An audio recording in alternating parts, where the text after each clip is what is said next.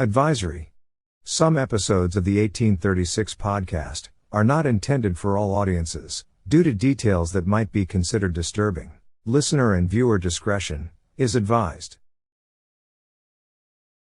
My great-grandfather went on to Texas. He died in 1887. The information I got, I couldn't get it clear how my grandfather stopped off here in Arkansas. He married my grandmother, and father's great-father came from Tennessee. My grandfather along with him. I don't know when my grandfather and my grandmother married over there, but she was born in 1857. I guess it's mostly why all of them came this direction. It was thinking they'd get a better way of life, I guess. Of course, there's a lot of people moved from Kentucky and Tennessee and went west. Most of the people in Arkansas, Missouri, was from Tennessee and Kentucky. My grandfather, I don't know what year he moved from Johnson County to over here to Belfort, but he moved over there. It had to be in the 1800s, before 1896, because he moved there, and I don't know how many years he stayed there, but he stayed there a few years. If I knew when he come out of there, I'd know.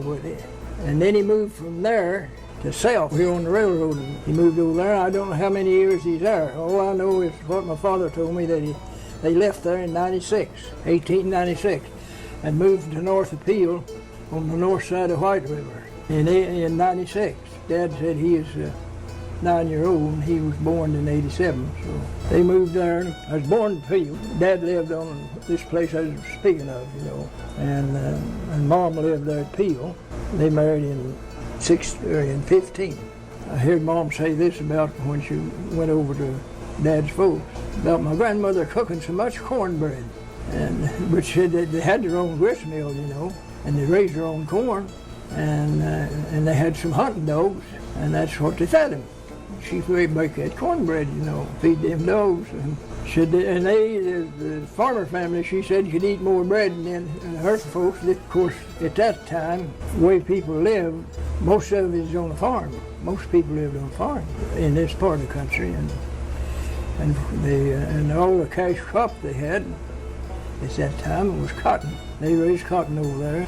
And of course they raised feed for the animals they had. And they raised, I've heard Dad talk about raising mules. Yeah, of course that's Missouri, is a mule state. He had this team of mules, red mules, and they run away.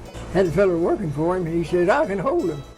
But he got a chance to, but he didn't do it. He said they was pulling the wagon by the lines, and he was holding it. When they understood, them mules, the way Dad talked, he said they understood when they wanted. They just run when they wanted to. He said they'd turn their heads in together inside and kind of lay their chin down on their breast. So if they was pulling on the lines, they'd be pulling against the breast. And they run away with him one day, that fellow done. But anyhow, they moved from there. His older brothers, they had married when they left that place. But during the time they were there, they raised that cotton, of course, and they bought a cotton gin. His older brothers did, to gin their own cotton, because they either had to go way up Missouri at Chadwick to get the cotton gin, or cross the river with it and go to Flippin, or come here to Lead Hill with it. And of course, a lot of times they couldn't ford that river, and they'd have to cross on ferries and such as that. But anyway, they got that cotton gin. It's horse-powered. They run it a year or so at horsepower, and then they ordered them a 16-horsepower gasoline engine to power it with. Of course, at that time, they had that cotton stock animals wasn't worth much. I mean, for as now, teams, mules, and things like that was worth it, but cattle and stuff like that was very cheap. And another cash deal was cedar. They was cutting cedar timber. They called it pencil timber. It had a penny pencil made out of cedar. Cost you a penny. Had a little bitty old sharp rubber at one end, and of course it was about the size of a regular pencil, all right. And they cut that cedar timber along the river. It had more red in it anyway, and less knots growing on them bluffs. They cut that timber and they'd raft it in, what to make rafts out of it. Float it to Cotter, to railroad. They'd put the gin that cotton and roll them bales of cotton on and take his cutter and transportation. There's around 500-pound bales when they bale. My dad and that same fella I was talking about worked with him. They had him hard. Dad, I think, I don't remember what he said he bet with him, and he lifted one of them bales of cotton. And the other fellow was larger than Dad and stronger. Dad had taken them hooks, sort of like a hay hook. It's called cotton hooks, and them ones he used, and had a wooden handle, and that rod and that handle, and Dad taken two of them, just leaned up against a bale of cotton and reached just far around and hooked that bale and bent over. Just for a second, he had it off the ground. But anyway, they'd have them rafts would tear up on them sometimes. Yeah, I rode one, I guess a couple of miles one time when I was small. But going from down that area down to Carter, they were some pretty rough places. Well, the river ain't like this lake. All you gotta do is stand on top of the river and angle yourself, and the water will push you across. You may be way down the river when you get across. That river had men they called pilots that had done that, taken rafts down, to Carter, and they'd get a raft ready, they'd hire a pilot to pilot them down. And take them cedar logs, it's around 8 feet, I think, cut post oak sapling, nail them logs together. And then they'd make them rafts. Them rafts would be 300 or 400 feet long and about 4 or 5 tier wide. And in the middle of that raft, on the bow, the front, they'd have a big cedar log and have it fixed to where it would roll in the water because they put an oar on it. They bored a large hole in the log and put a peg in it, and then they'd take a tube of 12 and bolt a long cedar pole to it, kind of at an angle, so they could dip it in the water and out. And that's what they steered the front end of that raft with. And of course, they had one on the back end too, but it wasn't used near as much as the one on the front end. This same fellow that I've mentioned before, Dad, I heard him tell this going down on the raft once. I don't know whether it's down at Bull Shoals. There's one place that it was really rough to get a raft through. This pilot on the bow, on the stern of the raft, back in, he hollered left. They hit a lick or two of that oar, and the pilot, he said, I said left. That fellow was with him, he grabbed that oar stem and took that across, and then doing it by himself, boy, he's a big stout man, and he was making it in a hurry, and the pilot said, hollered, halt, he said. And that fellow told Dad, he said, we laid over here on the bar. Dad had a lot of fun with him because they was rafting Cedar End one time. The mouth of the creek, the river's up, Blackwater up the creek, and they had the rafting that in and small deal, and they'd take down the river and take down the river just to the way and putting it together. They got the piece started out there and got turned. Hell no, there's always a weather bar right below the mouth of the creek. Got that bow hung on that, and of course when he did, that stopped the raft and the back end went to sinking. And George had gone the back end. And Dad said he jumped down into the water and went to swimming. The boy Dad said the water's about waist deep. He hollered and told him, said, let down, you can wade out. Things like that was a great experience for men, I never did do no rafting, but I rode on one. I wasn't very large. But that's the way a lot of people did after their crops was laid by. They had a lot of row crops, cotton and corn. When the crops was laid by, usually in July, they'd go to cutting cedar, hauling it to the... I cut cedar one time in 36 for 75 cents a day in August. But they'd cut that cedar and haul it to the top of a bluff. They called them tie slides. They used to take timber down that way before my time, I'm sure. Because they called them places tie slides. And cut ties and throw them down that bluff and raft them in like they did that cedar. And of course the river in the summertime wasn't enough water to carry rafts, hang up on them shoals. But it's always a cold job. You have to do it all in wintertime, They had special landings that they made with them rafts. People that lived along the river, there wasn't no other place to stay, you see. And you stay all night with them people along the river.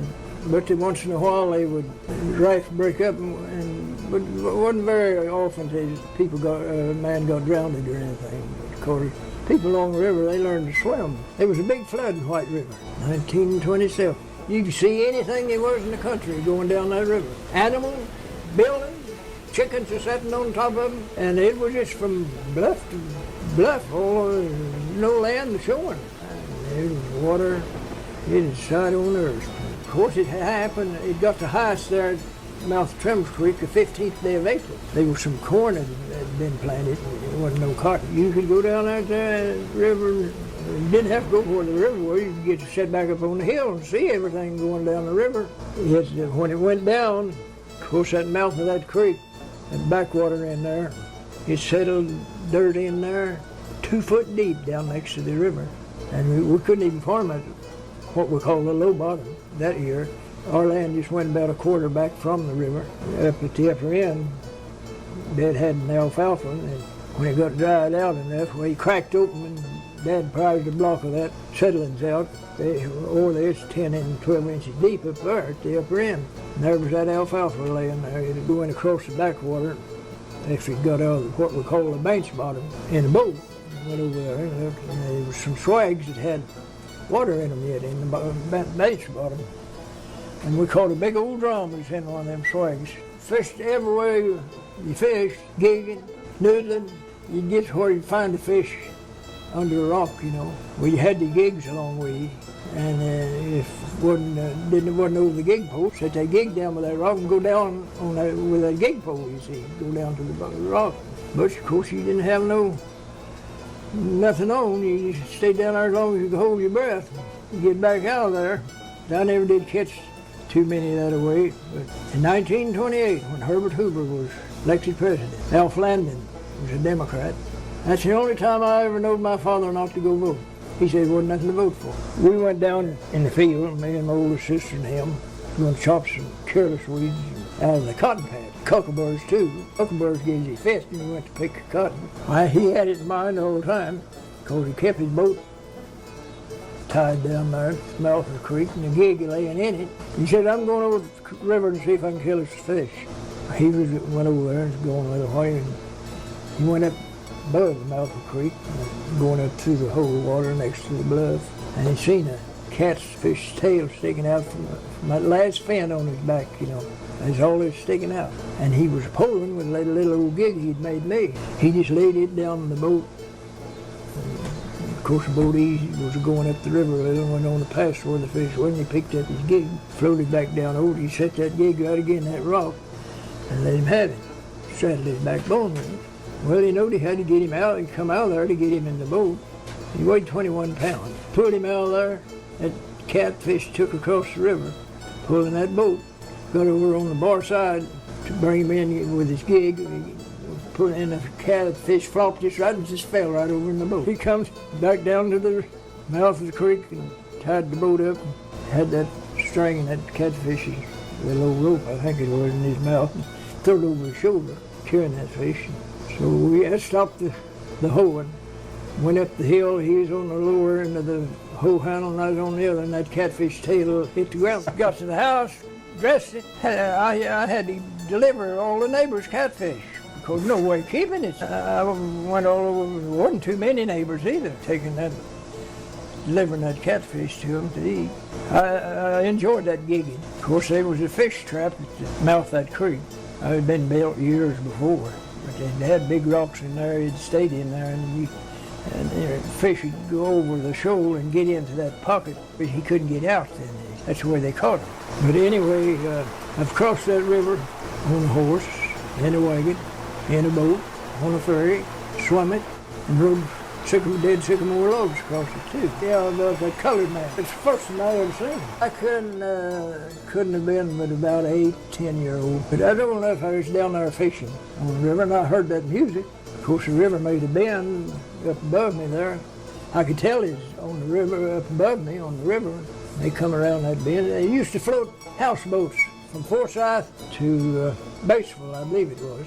And these three men is back there making music, sitting there might have been sitting on nail kegs, I don't know. They used them a lot in the general store in these little old towns.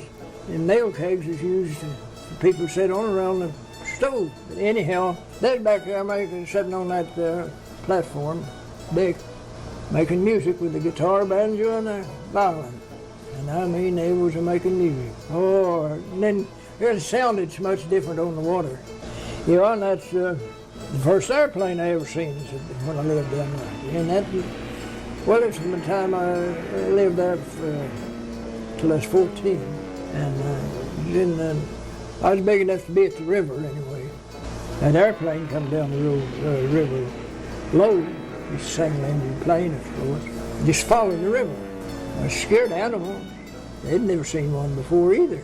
Yeah, it scared animals.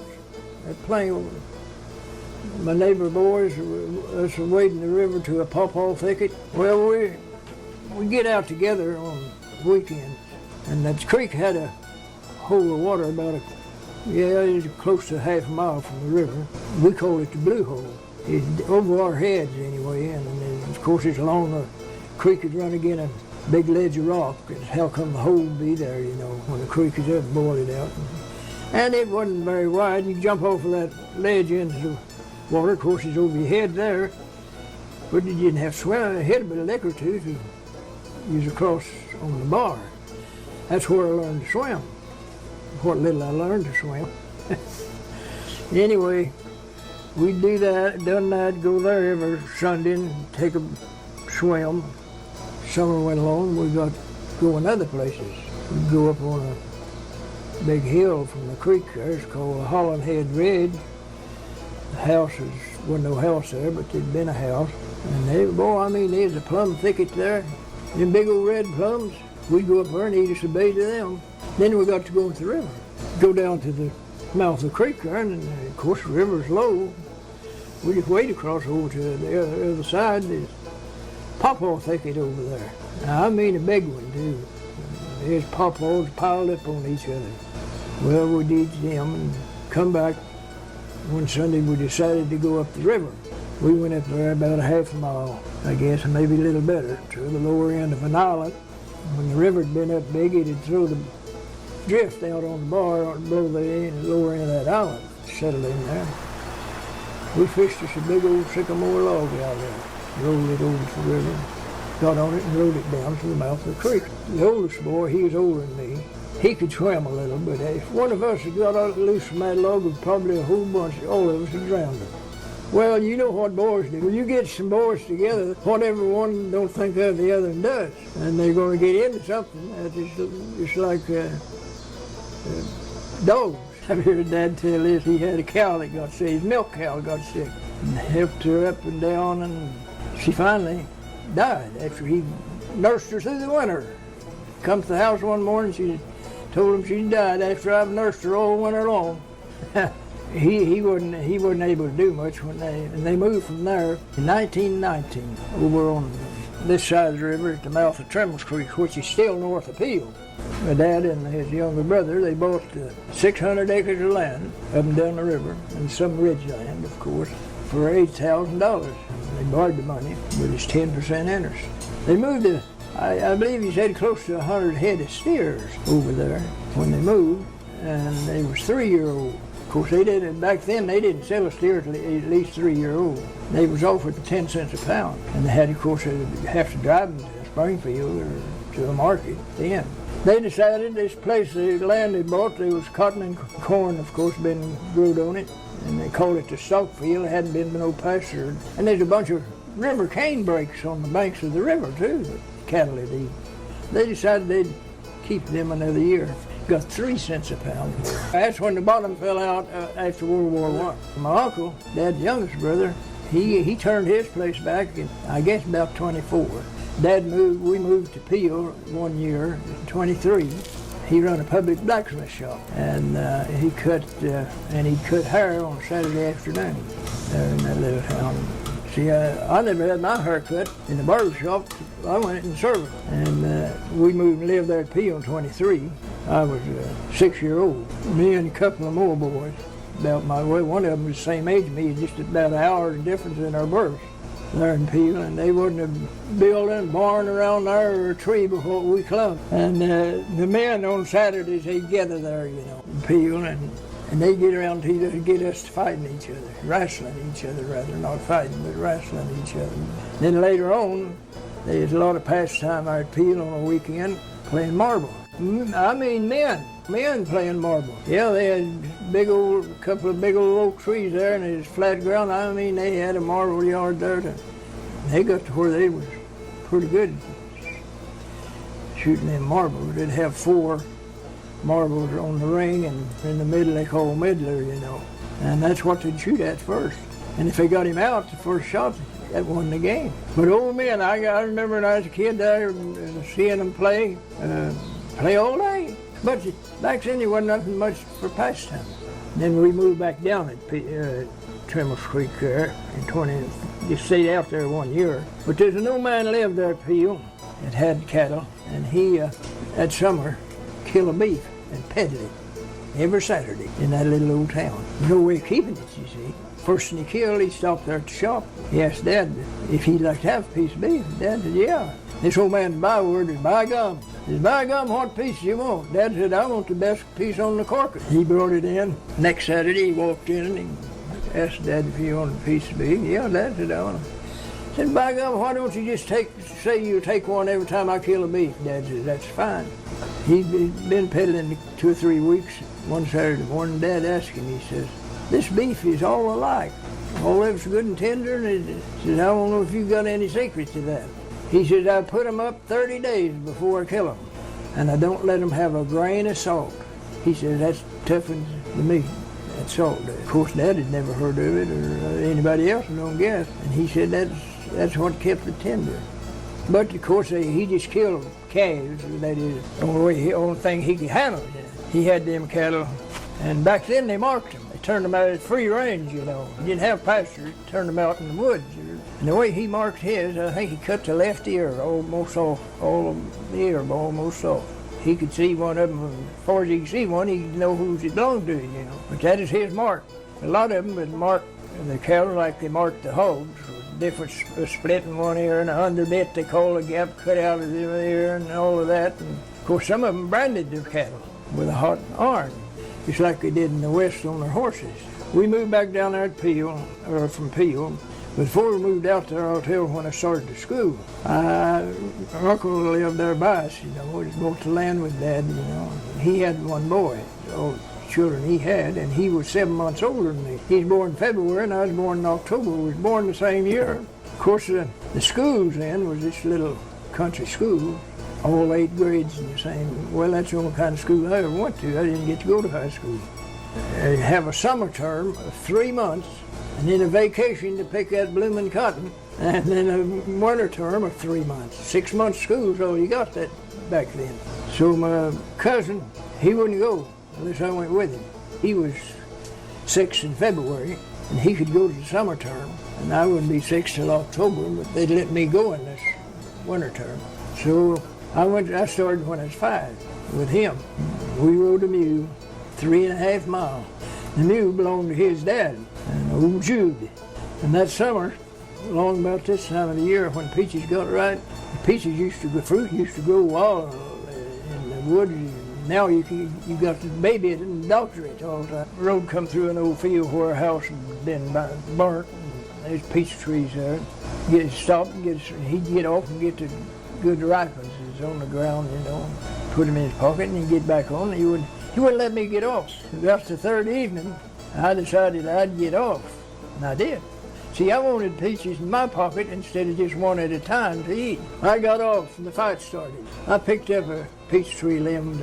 It's been a snag. There's horses running outside, and they'd broke that snag over. He was laying on the ground, and I throwed it at him. He just went end over end, you know. I can see it today. Nicked him in the temple. Boy, I mean, here come the blood. They was 2 boys got on a mule and went home.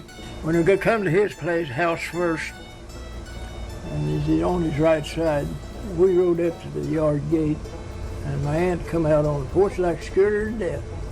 He was as bloody as he could be on that side, plumb to his foot, you know. But later on in years, I'd ask him, well, me and him was that close to age, and when we lived together, we was about 9, I guess, or he was, and before they moved off. Anyway, we just like brothers, you know. And as far as he was concerned, I was his brother the rest of his life. He didn't have nothing. But anyhow, they left him down there. And We stayed till 1930. And Dad had never paid nothing on the principal. Done well to keep interest paid on the place. And he mortgaged his what stock he had and all that. The fellow they bought this land off of was a Dutchman. Come over here from Ireland, I think. Anyway, in the old country. He had some money. That's who they borrowed. They borrowed the money off an individual to buy that land. And he, later on, after they bought the land, he married a young woman up here at Forsyth. He lived over in Missouri. He was, of course, he got a hold of a car. Back then, the roads were just wagon roads. Driving a car on a wagon road. And they got hung up in a little old creek or branch. It come a flood, rain, and he was determined to get that car out. She got out, but he was determined to get that car out, but he didn't. Him and the car both went down the creek. Of course, she got an administrator then to take care of their estate. And Dad got a letter in 1930 from this administrator to, if he'd turn the place back, they'd turn over all mortgages and notes. So Dad went down to Yeovil to see a lawyer. The lawyer read the letter and he asked Dad, what are you going to do? He said, I'm going to take him up. And he said, I'm going to take him up. He said, he may try to give me a little trouble when he realized what he's done, turned all of them over from the place back. But anyway, he didn't, and Dad had a farm sale at the 16th day of December in 30. They come to the sale, but they didn't give no trouble. And we didn't leave down there, of course, till after dark. It's down where Camp Galilee is. That's where we lived, just on below Camp Galilee on that point.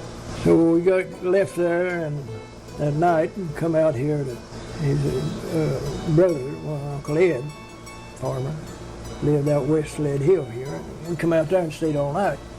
And was going to Oklahoma the next morning, or in a day or two anyway. He got up, went down to the Lead Hill, and a handful of checks, and the bank bankrupt. Closed tight as a drum. That's the year most of the banks closed all over the country. So there he was, moving to Oklahoma, family of 6 kids, and had rented 160 acres of land out there for $250 a year. I often thought of that. That is, I say often. When I got into a little financial bind, I thought of that. He left them checks with his brother here at Lead Hill. And they all eventually paid as they could, all of them but 2. The reason he went out there, he had pneumonia and typhoid fever when he was a teenager. And he told me after he sweated that typhoid out, that his feet and legs peeled off to halfway to his knees, high. After that, them bunions came on the bottom of his feet, and he walked like an old man the first time as far back as I can remember. And he went out there, because his brother, uncle told him, he said, you got riding tools out here, farming. And he said, then you can walk around on the ground out here, they ain't them rocks the fool put up with. And so we went out there, fall of 30. And then here come them dirty 30s, they call them, early 30s. We moved out, of course, couldn't get possession of the place till first of the year. And we were staying with my uncle. We went out, I don't know whether, we got out there before Christmas anyway. Of course, I hadn't been nowhere. I didn't know there's any place besides P on that hill. I learned a lot then pretty fast. He hired a ton-and-a-half truck to haul the household, and then he hauled some farming too. I hauled a mowing machine out there, and we moved out there. And my uncle, he had a 29 Model A, and then a fellow by the name of Scott was back here visiting, lived out there, and we all rode with them. My oldest brother was riding with this other fella, him and Dad were, going through Eureka. When they got out on top, he was car sick. This fella stopped, and Dad got out with him to let him kind of get over that car. He's leading him around, you know, and that is in 30, and my brother was born in 27. He's 3-year-old. He looked up at Dad and says, Dad, let's just walk. He was so sick. We got out there in Oklahoma, and of course I was 14-year-old. In October before we went out there in December. And we went to farming, putting in 100 acres of cotton every year. Well, and while we were waiting on the first of the year to come, we went up, me and my uncle and dad and my cousin went up there hunting on the place. Rabbit hunting. Them doggy jackrabbits look like kid goats to me. Big, you know, and their ears sticking up. Field south of the house, 50 acres. We were walking down through there. I seen one sitting in a bunch of grass. They're so big, I spotted him, and I had a 22. I up and I shot. I seen the sand boil up on the other side of him. I was looking at the rabbit. I wasn't even... Shot the second time, and it boiled up again. Dad said, "What are you shooting at?" I said, "A rabbit." And I pulled down, and I could see the most of that rabbit above that bead. I hit him, you know. And up he got and started running, and my cousin had a 410. He stopped him. But they did. It looked like a goat to me. But we went out there to Oklahoma and stayed 5 years. I was out there when Roosevelt was elected president. And of course, I couldn't vote for him. I wasn't old enough. You had to be 21 then to vote. And shoot, I lived half my life to be 21. And I thought then, the first time I ever voted in 36. When he went in, well, we had that 100 acres of cotton in. He paid farmers to plow up half. It was allowed to plow up half of it for money. For so much acre, you see, you paid them. We had that 100 in. I tried to get Dad to plow the 50 up. No. Well, I had in 15. Well, I said, I'm plowing all of mine up. I did. He plowed up 35 acres. We planted that in what they call high gear. It was a headed grain. And Capricorn also was a headed grain. Milo maize. We had a planter they called a Lister bill. His own wheel, taking that Lister bill and just turned the point of it up enough to throw the cotton out of the way and planted it in that high gear at the same time I plowed the cotton in it. Boy, I mean, that high gear made it go good that year. It was white. The head was white when it got right. We had that 35 acres. Didn't have no binder. We had binders to cut it, you know. We didn't have one, of course. Wasn't able to hire it done. I made a sled, 3 runners on it.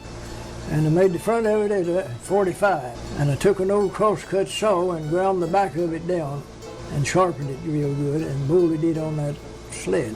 And it built me a box on there to sit on and hooked a horse to that. 2 of the runners running the same middle and the other no cross over the road. Stopped the horse and lay it off. I cut that 35 acres that way and Dad shocked it behind me. I made that sled and ground the back of that on the grindstone. Back of that saw, made a knife out of it and bolted it, and then they said stalks would come again that and slide by a little ways while they cut in two, he said. That's the way he cut it, and that fall, this is something else I only seen once, probably never see it again. In the fall of the year, there's a lot of crows out there, and they come over a morning going east. They was well, I don't know how many acres west of us, scrub black oak. Wasn't very big timber, don't get that way in Oklahoma. And they roosted in that, whole slew of them. And they go east of the morning, they wouldn't stop. But of evening, about 4 o'clock, they'd start back to that roost. It wasn't just a few miles from where we lived. And they stopped on them shocks of high gear, and I mean, they was riddling it, eating that grain. People lived over there, got together, gathered up all the old scrap iron they could find and tied it in bundles, hung it around in them trees, and wired it, and set it off with a battery, of course. And tied dynamite to them bundles of scrap iron. And I heard it go off that night where we lived. They said they was crows just piled up, and that stopped them from eating the butcher. Something like that, that'll never happen again. Working in the hay business out there, well, there was a fellow that done custom baling, and Dad bought half interest in the baler. After I'd worked for him for a year or two, I'd worked for him for 3 bale of hay a day. He didn't have the money. He done well to rake up enough money to buy a wire to tie them bales with, and grease to grease his baler machinery and so forth. And I run it's called a bull rake or a buck rake. It was, I guess, around 15 feet long, and a horse at each end of it, and teeth made of 2x6s, and it had 2 wheels on it, low wheels, and straddle a windrow of hay and take it to where the baler was sitting in the field. I didn't get no money. No, it's 15 or 3 bale of hay, and you couldn't sell it when I was working. In hay season, you couldn't sell a bale of hay. The team that I used was his on that bull rig, and he had a wagon wherever we were at work, and I'd take his team and wagon home with me on the weekend and take care of them and take my week's work of hay. Some of that I hauled 10 miles, put it up in the barn loft, and I'd sold a few bale of it, $10 worth of it. It's 15 cents a bale now. Neighbor boy come over with a dapple gray mare he wanted to sell me. I seen the mare when we moved out there and moved on the place we was on. She was 6-year-old when he brought her over there to sell her, wanted to sell her to me. And I told him, I said, I can't buy no horse. Kept on talking, and finally I asked him what he wanted for her, and he said $20. Well, I said, I still can't buy her. I ain't got but 10, and it is laying right in the bottom of my pocket. I didn't have no billfold or pocketbook of any kind. Didn't need one. Well, he said, I'll go back and talk to Dad. Says he's not got enough hay to take him through the winter. And I'll see if he'll take the hay and give me the $10. And that's where he bought her. His dad needed the hay, and he wanted to sell the mare to me, and then he went and bought another horse, bay horse. But anyhow, that's the way I got my first animal, first mare. And she had 13 coats for me. And her first coat was a filly, and I think she had 11 coats for me. So out there in Oklahoma, you didn't have to shoot them. Sand there, and that's dapple gray mare that I bought, rode on that sand. Her feet were just like a board on the bottom. That sand, just wore her down, and just looked like a board. Now, there were some horseshoes out there, big ones. I found around in the early days of the oil field. They couldn't work mule, had them big old perching horses. And their feet as big as a skillet. Them shoes, they had them shoes on them so they could hold in the mud, moving equipment and so forth. No, I didn't have to shoe them. And this car I bought it while I was in Oklahoma. I bought it in '33. And it was 29 model Chevy Cabriolet body, sports car. The boy brought it out there, the boy from Lincoln, Arkansas up here, and it had been a demonstrator car. Didn't have too many miles on it. His family had moved out there 2 years prior to him moving out there with his car. He come out there and he's going into service in the Army. Begged me to go with him and had me talked into notion going with him, but I was just 17-year-old and Dad wouldn't sign for me. And then he wanted to sell me the car. Well, shoot, I never thought nothing about buying a car. And kept on. I said, I can't buy no car. And finally I asked him what he wanted for it, and said $100. Well, that kind of interested me a little, I had half that much, $50 I had out of that cotton. I told him, I said, I ain't got but 50.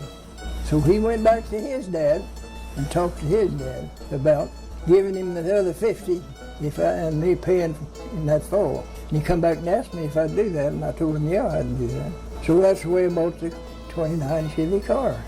And that was in April. Dad had a blacksmith shop. My dad had a blacksmith shop. He almost worked that other 50 out during the summer for his dad at blacksmith work. And I tell you, the incident of neighbor, they had that drip gas, they called it. It wasn't fully refined, they called it drip. And he was talking to me one day about it, and he said, I found a tank of that, but he says that I couldn't get it to cipher it out, the tank. I said, could you climb up to of course, all them tanks had ladders, and I said, you could climb up the top of the tank, couldn't you? Yeah. Well, I said, take your hose up there and sink it in that tank, pop your thumb over it, pull it down on the ground. Oh, he said, I hadn't thought of that. He said, I'll take more barrels tonight. But anyway, yeah, gas was around 15 cents. When I bought this old car I was speaking of, neighbor boys, they'd save their nickels and dimes, and we'd chase around on the weekend. They'd buy the gas and I'd purchase the car. I never did care too much about movies, but we'd go to dances and parties. I know one weekend we started out, went down to a little town of Kendrick, right north of Devonport, and got down there and Found out there was a dance up around 2 miles of where we lived. We didn't know nothing about it. There's 3 of it, 2 more guys. And we'd started over at Stroud, Oklahoma. But we decided to go back up there to that dance. This I'll be telling on myself, but it's the truth. Anyhow, I went back to that dance, and the house set back, 50, 60 yards from section line road. They had a road every mile out there. I pulled in there, and as I pulled in there, I seen some guys drinking out of a fruit jar. Bootlegger was there, you know, and they just emptied it. I drove up to there, and they was making up for another quart, you know, had it in quart jars. He wasn't going long, he was back with it. Of course, everybody took a drink, and they put it in my car. Well, go in there and dance. I never did dance too much. I like that music and watch people, good dancers dance. You know, and I was watching them, and of course the dancer sat and here, a guy come out, let's have a drink. Well, it dawned on me pretty shortly that I was drinking again the whole crew that bought the place. And I knew that I couldn't do that. So I went in the house where they was dancing and got over against the wall from the opposite side of where the door was, and he hit me, boy. It's the first time I'd ever got that drunk. Well, I thought I'd just scoot around the wall and get to that door and get out of there. Well, I didn't get scooted around the wall to the door. First thing I knowed, I was out in the middle of that set. But I finally made it to the door. It's 3 steps, and I never touched one of them. I got up and backed up again in the house. About that time, they broke loose to fighting inside. Of course, it stopped the dance, you know, and they come out there, and the guys that was fighting, they had their shirts off. They took their knives out of their pockets and just ranged up and turned them loose, let them fight like 2 old roosters. And that's the way they fought. They said, junkie, just striking, it's there. Anyhow, I wasn't in shape to drive home. And one of the guys that with me we stopped at the schoolhouse. They was going to try to sober me up, you know, before they got me home. They had a pump well in the schoolyard, and they pumped and pumped. And I remember that just as well as it was yesterday. The moon come up in the east, full moon, biggest moon I ever seen in my life. I went on up, they take me on up home. And I had to go upstairs. I made it upstairs in the bed, but just got up there and turned sick. Stuck my head out the window. That is one experience I was really, after that, the rest of my life, glad it happened, because that was the last time that I ever got drunk. Wasn't the last time I ever drank a little once in a while, but I got up the next morning. I done what chores I had to do, and I headed down to one of the boys' places, and we met down there. And I'd always wondered, seeing guys that got drunk, drank a lot of whiskey, they'd chase it with something, you know. It didn't bother me until I got drunk and got sick on it. Next morning, I didn't want no more of that stuff. Anyhow, I got home, and a bunch of us young people there. I moved out there when I was 14, and we left there when I was 19. And there was a couple that lived in the school district there. There was school every 3 miles each way. Most of the country was that way. They got us young teenagers together and get up a 3-act play. And the other districts a lot of school districts did the same thing. We'd interchange them, you see. All free entertainment. The name of the play was Headed for Texas and Not Coming Back. And at the end of the play, there was a character in it, and they headed and went across the stage in a wheelbar, headed for Texas and wasn't coming back. But now that was all free entertainment. The people that worked with us, they were in their mid-40s, I'd say, and they didn't have any children, and they wanted some entertainment themselves, I guess. That's why they'd work with us and get that up. I know the night that we went up close to Cushing, Oklahoma, I forget what district the name of that was. But anyhow, it was on a Friday night.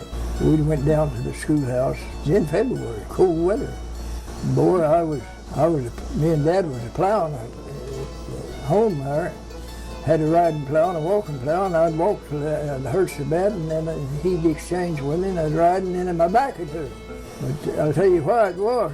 Later on, as we put that play on, down at that schoolhouse 2 or 3 nights we rehearsed it.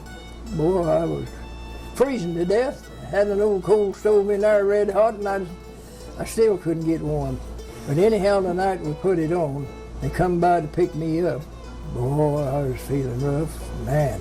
And shoot, I hated, I couldn't refuse to go because there's no one to take my part in it. So I loaded in with them and went a mile east and picked up another boy over there. And got over there, went in and asked, well, it's the same people that this boy that I bought the car off of. Went in and asked them if they had any aspirin. They gave me a couple of aspirins. I swallowed them, and about halfway through that play, of course we had on a garb dresses for the play. I went to sweating. It didn't drip off of my nose, it streamed off of my nose. Sweating. When I done that, I felt a lot better.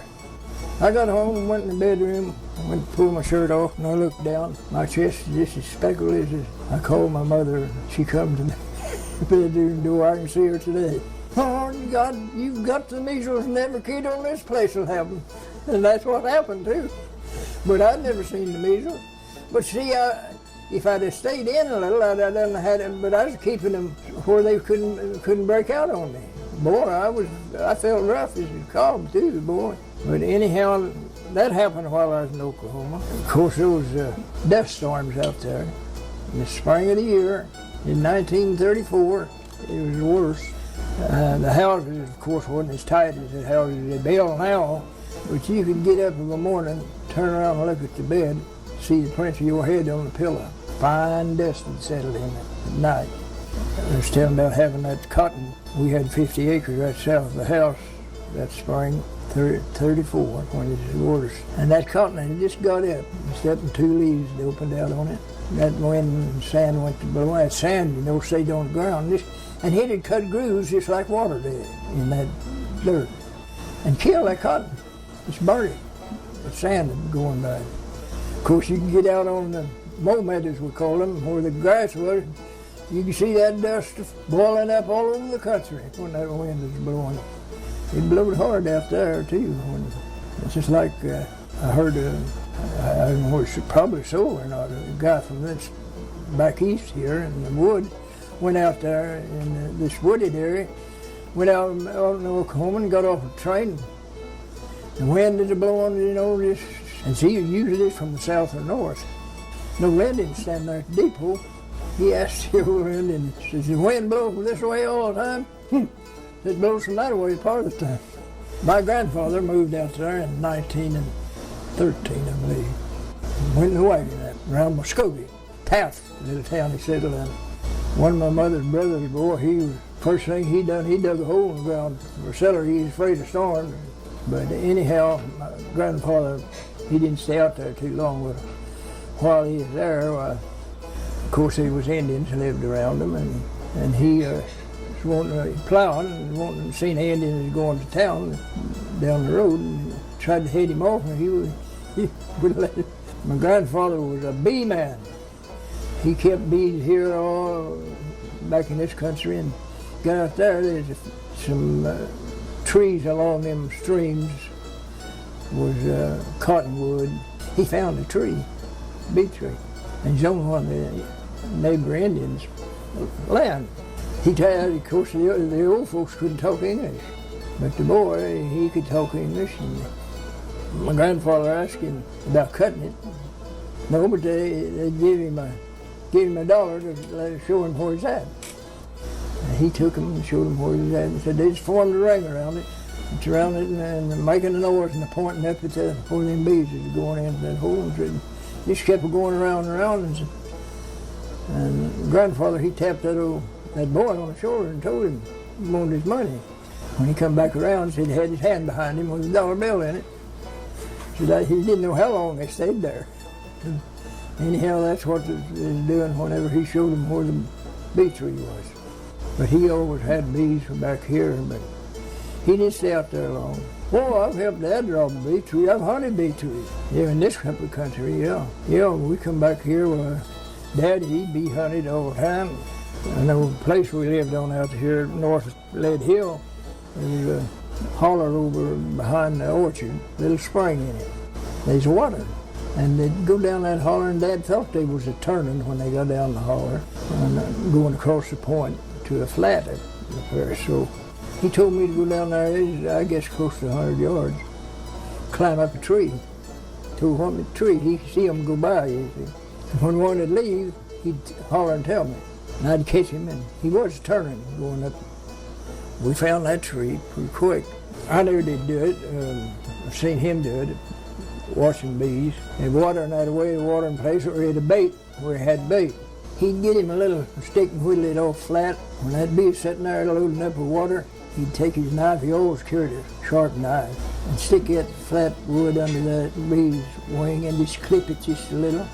And when he left, he looked at his watch, and when he come back, he had a pretty good idea how far he was going, you see, to the tree. And some people sprinkle flour on it, so you identify them. Yeah, I've helped him cut them bee trees before. They get mad, them bees do, stingy. But anyhow, he hunted bees after we come back here. But out in Oklahoma, I was talking about this school district. We got up a baseball team. Boys did, you know. Well, there was a guy that was managing this, of course, the head of it. Dad had a job with the county, grading 2 miles of that dirt road, horse-drawn grader. We had that grader there, and we decided to get a ball team. Took that grader up around our pasture, on top of the rises in the pasture, graded us off a place for a diamond. Played baseball, but at different places through this to get up teams, you know. And of course, it's all free gratis stuff. It wasn't no money changing hands. It wasn't there. Playing shortstop, and I hit the ball. He's going on the other side of second base from me, you know. We had to go gunny sacks or toe sacks full with some sand in them for bases. And the pack drove down to hold them in the place. I run across that base and hung my toe on that. Just as I went to catch the ball, and that ball caught my thumb. But no, I never was too much of a player, but we got an old Indian to play with us. Lived over east of us. Name was Jefferson. I'll never forget his name. He was a ball player. And he just played when he wanted to, too. He always was a pretty good hitter. And he got up to the bat, and instead of hitting, he bunted it up first, toward first. Of course, there's a man on third, and then somebody said something to him, why didn't he hit the ball? He said, I got to run him. But I seen the boy get hit, the guy get hit as just a bystander watching us down the third base line. I don't know how to keep from killing him. I mean, he'd hit him right in the side of the head. He was sitting along there. He did handle him all right. That was experiencing my ball playing out there. Another experience was riding calves. No Indian over east of us had a ranch over there. On the weekend, he'd run a bunch of calves in the corral over there. He had a chute, and a bunch of us boys would go over there, and he got a kick out of it, you know, seeing us trying to ride them calves. And then I went to Brush Harbor in Oklahoma. I went to Brush Harbor, and that is in the early 30s. I went to Brush Harbor over here at Peel in the 20s, and then I went to a Brush Harbor meeting down here where the boat docks is in the late 30s. Well, they got into usually where there was small bushes and cut some of them down, of course, and then made posts and tied them up so high on the other bushes as standing, you know, and cut brush and put on top of it. Made that Brush Harbor meeting, and their place for home, and they would cut sticks off of pretty good sized logs, and then split the logs and made seats. That's where they. Of course, after I come back here, that is the way it was over at Peel, but now when I come back here, they had folding chairs that they used to sit in. But the arbor was the same and at that time they had some gasoline lanterns for lights. Oh yeah, there'd be big crowds there. Oh, there'd be 2 or 3 weeks. Oh, I'd say at times there would be 100 people come to it. But most of the time they wouldn't be that many, but it'd be a good crowd for a church service. Isn't it held a revival down here at where the boat dock is? It was named Bob Grady. course, he had some kin folks and this couple of sisters I know that lived in this area. And them over in the early 20s at Peel, they came out of Oklahoma. One of them's name was Jim Ford. There was two though. Henniger, yeah. They'd come back, just one year, they'd repeat it in the summer, of course. And there's different preachers who'd come with them later on. That is at Brush Harbor meeting. Of course, they call them revivals now, you know, revival meeting. Yeah, they of course, they're like preachers now. I mean, I heard one of them, and I believe it was a Baptist preacher, debate. And they had no business doing it, debating on the Bible. One, I forget which way it was now, one of them got up and he said you could skip around through the Bible, said an infidel could skip around through the Bible and prove his doctrine. And the other got up then accused him of calling him an infidel. They wasn't any, they didn't have any business of doing that. But I heard that one time when I was small, I was in the 20s. A lot of them things, a lot of things I can't remember. Well, he of course, he grew up here, down on White River, and of course my mother's folks, they was here, they were all around Peel over there. And one reason that he went out there was on account of farming a smoother land, and another reason was that he was getting in politics. And my mother had a brother that was in politics in Marion County, and Dad had served as deputy sheriff under this sheriff, oh, I don't know how many years. And Dad was going to run for sheriff. And of course, the old sheriff that he's running against, he was a smart politician, and he told my mother's brother, that the old sheriff told him he'd go politics against him. He was running for treasurer, clerk, or some other office. Mother's brother was talking to Dad about it and got Dad stirred up about it, and he just moved to Oklahoma. That's one thing. Anyway, we moved out there in 30 and come back in 35. And I was 19-year-old when we come back here. But another experience I had in that old car while I was out there, of course, I was 17-year-old, and I thought it needed an overhaul job. That's a boy for you now. I tore that thing down. Of course, it wasn't nothing, it didn't have nothing but a starter and a distributor and a generator on it. I tore it down and took them pistons out and took out a shim out from each bearing on each side and the rod the same way and put new rings in it. Well, I put it back together, and I didn't know to oil them pistons when I put them in. I got it all back together. I had Dad tore down for a month, 30 days anyway. I got it all back together, and Dad wasn't at home, and the starter, of course, wouldn't turn it at all. Well, I harnessed up a team, pulled it out in the pasture, and drove it in the car too. Drove them in the car too, and I put her in second. She just scooted for 10 to 15 feet before it broke loose. Wouldn't hit a lick. Stood there by it and studied and studied. And I happened to think that distributor shaft was forking on the bottom. So I pulled it up, turned it halfway around, set her back down, the way she went. I had it completely out of time, you see. Well, it got warm pretty quick. I could have shut her off, but it didn't start it then. I had to pull it and got it started again. But after it had time to pump that oil up in there, well, started it then. That is my first experience as a mechanic. Well, when we come back here then in 35, well, Dad come back and looked at the place. He wouldn't buy it, so he'd come back out there and see if I'd come with him. He knew I'd got acquainted with a bunch of young people, and he wasn't able to do much work. He had a big family, and so I told him I'd come back with him. And we'd come back. He bought that place out there. It's out there at the golf course, 176 acres. He was $2,800 for it, 35. And you had to pay a fourth of it down.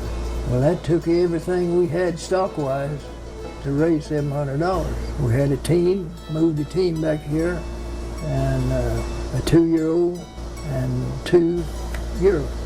Of course, in 36, it was one of them dry years now. I mean, there wasn't nothing made. Of course, money the same way. There wasn't no money to mount anything. It wasn't in circulation. First year we didn't make anything, but we was lucky we didn't have any stock. Brother was buying out my grandfather's place over at Peel. He gave my mother a cow and a sow for her part of the estate. Of course, we had the cow and raised some hogs. And then the next year, my dad got a little loan up there at Fayetteville and bought some more cows and went to milking cows. And gradually, the payment is only $140 a year, 20-year loan. But the first year he couldn't make it. There wasn't nothing made. So the field manager of the Federal Land Bank, who he bought it off of, they had bought that land out there and loaned money to people and mortgaged the place to buy automobiles. They bought automobiles with it, and they lost their place. There was 3 of them places out there. They're in the golf course now. Dale Pumphrey, Jarrett Pumphrey owned 2 of them. I forget the other who owned it. And when Dad bought that 176 acres, the fellow that lived on it told him that summer or the summer before that in 3 places the Federal Land Bank tried to sell them to him and to his brothers. They were working together for $8,000. And no down payments, you start making payments on them. They couldn't see how they'd pay for it. And then a lot of that land down there in the city now, she'd have bought for $1 an acre when I went into service. Now, of course, you can always look back and see what you ought to done. But I could have bought some of that, and I wouldn't have had to pay anything as long as I was in service. Maybe the taxes, of course. Anyway, it's a lot different now than what it was then. Well, I've lived close to White River. And of course, my first 14 years, you might say I lived on the bank of it. And I liked that river, liked fishing. A lot more so than I do in this lake. This Horseshoe Bend area up here, you know where it's. Well, you see, that name, that bend is shaped like a horseshoe. That's what gave it its name. There was a furry above it that named Corny Furry, and one that below that bend was a Jones Furry, but it never did operate too much, I don't think. And then, of course, the next one was an A's Furry down here at Down City, where it went across. And then there's a Bradley Furry over here, but Possum Trot area, they call it. The Bradley Ferry there, and then down north of Peel, where my father and grandfather moved to there, was Brown's Ferry. And then on below Peel there was Pace's Ferry, and I can't remember all of them. A lot of people don't know how they operated, and they tied a cable to a big tree on each side of the river, and with pulleys on it. And they had a big rope then that tied to one pulley on the end of the ferry boat and one on the other end. But this rope was around well, I don't know what you'd call it. It's sort of like a wheel on a ship, you know, stern. And that rope there, you could roll it and angle that boat 2 ways, each end and the current of the river carried it across. They angled the boat, the current of the river would take it across. And of course you had to know what you were doing. But down here at the Naves Ferry, in 49, my cousins had a 48 Ford pickup and he'd been over around Pro-Tem and come down there at the ferry, put a lake. Sun is down, I guess. And anyhow, that fellow that operated it there, well, I don't know whether he really knew what he was doing or what, but anyhow, he run that boat square out into the river. River's up a little and had pretty good current. One of them ropes that went up from each end called guide ropes. One of them broke, the boat swung down the river. That end did, and when it got straight, well, the other one broke. Of course, I had a canoe tied to the ferry boat. My cousin and the fellow that operated the boat, they got in that canoe and let her go down the river. Lights was on the pickup. Some fishermen's down below the mouth of East Sugarloaf was fishing, and they seen them lights coming down the river. And the boat went for down below what's called a hogjaw bend, and down where Bradley Ferry was, the lower end of hogjaw, where it used to be a ferry boat. It wasn't operated all the time. But anyhow, it went to the lower end of that place, the mouth of that Bradley Holler, and there's a willer bar. It hung up on a willet there, and I see it must, I guess it's at least 3 miles down the river it went. We worked and got it off of that willow bar, and it swung, went into an eddy again, the bank, got that truck off of it, and The owner of the ferry had it boats with big motors on them to take it back up to the ferry. But it broke loose there at that. And that Naves Ferry, there's a writer that wrote the history.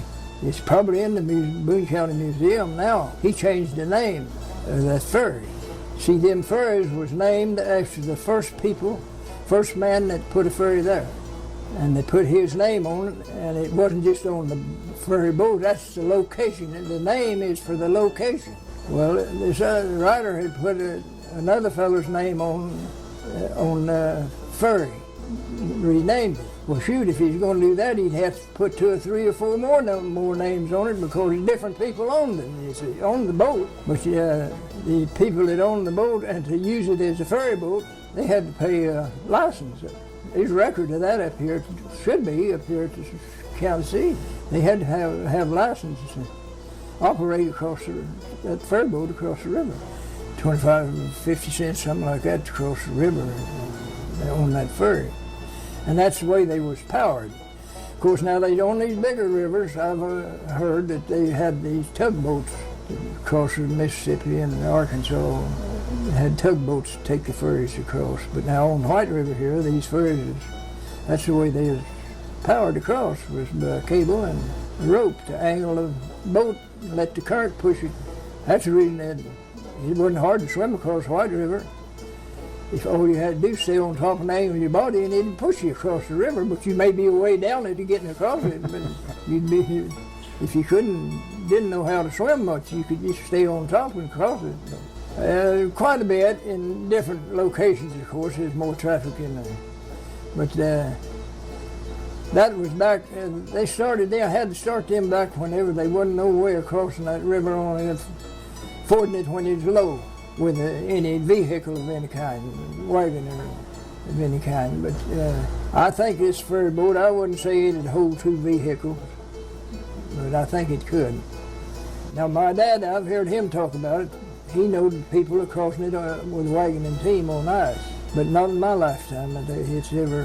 It'd freeze over some in these long holes of water where the water didn't move. It'd freeze over some, but not the shoals. The water was moving so much it wouldn't freeze, of course. But now I've heard my dad talk about it. It had froze over in these big holes of water where it's eddy water, solid enough for a wagon and team to cross it. But now a fella'd have to have a little nerve to do that. But well, I didn't hang around there much, but I heard a lot about it, of course, and know something about it.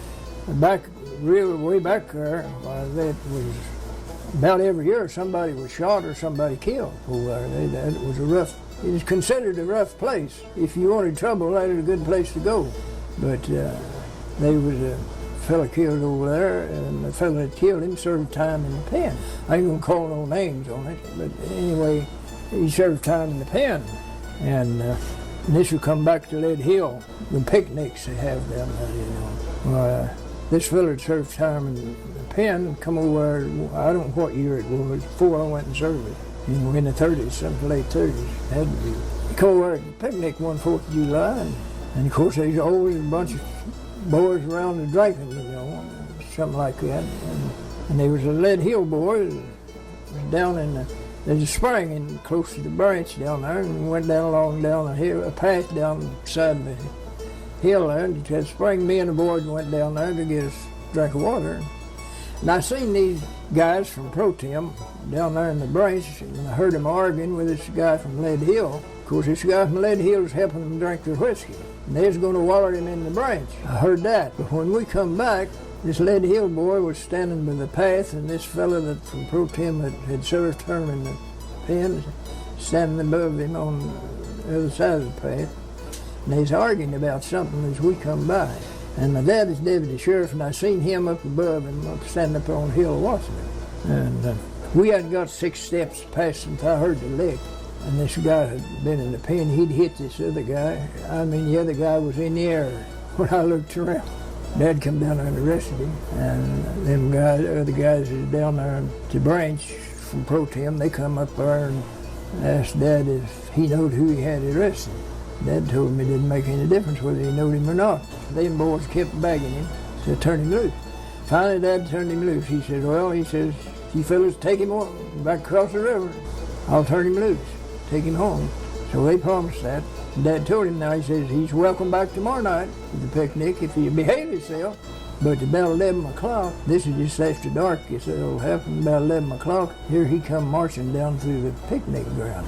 And Dad, he went to this JP or constable and got his pistol.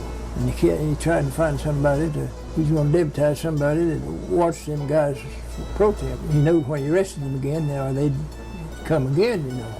He couldn't find nobody to take it. And finally, he told his nephew, my cousin, stuck it down in his front pocket. He says, I'm going down here and arrest him. And he says, now, you stand right here. And he says, them other boys comes out and followed me. Or he says, don't let them pass this place right here.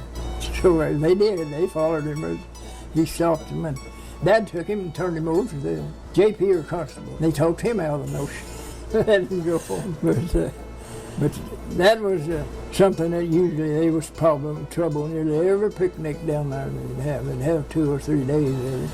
And I don't know when that was started, but I come to it back as far back as in the early 20s. Now, just a very small chap come out there in a wagon and team and stay all night. We lived down at the Camp Galilee area down there. Come out there and stay all night. Of course, back them days, there wasn't much places outside of going to church. There wasn't much places to go to, you see. But the 4th of July, why, you got to see a lot of people. They had an old swing, they called it. It was a big pole, set up and arms out over it and seats hung to it. Had a cover over it for shade, of course, in case of rain. But anyway, they'd load that up and powered it with a mule, hooked a mule to it and turned it around and around. That is way back there in the early 30s, early 20s. They wasn't no pop, nothing like that to drink.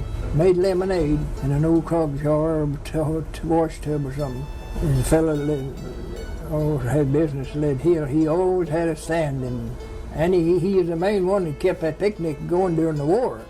But this, as in the early 20s, there's a fellow that had a business in Lead Hill General Store named Cantrell, T.R. Cantrell. Not many people remember it now. But anyhow, his son-in-law, one picnic down there. Back then, vinegar came in wooden barrels, and there was a wooden pump with every barrel to pump that vinegar out as they sold it. Well, he had one of those vinegar barrels. Of course, there was ice plant at Harrison, and they'd go get a lot of ice. He'd deliver a lot of ice over here in a sawdust pile. He had a big block of ice in that vinegar barrel, and he had strawberry flavor that he put in there and water. And I remember that just as well, and I thought it was the prettiest thing I ever looked at. I thought it was pumping that stuff up and then pouring it back down into the barrel. You know, it formed a big, what is that, kind of a pink, not a white cap, but a pink cap. I thought that was the prettiest stuff I ever seen in my life. And of course, he sold it as a drink, you see. And then they had one, when I was very small, they had a baseball team from Oklahoma come back. Lead Hill always had a baseball team.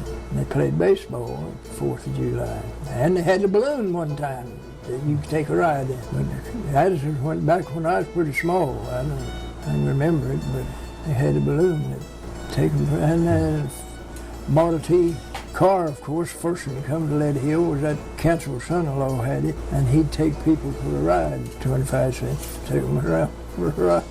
It was in the early 20s. I wouldn't say just exactly what year, but in the early 20s, because I don't suppose, I was born in 16, but I remember coming to that picnic in the wagon and team when I was small, staying all night, and of course after we come back from Oklahoma, I never missed a one going, not till only when I went in service.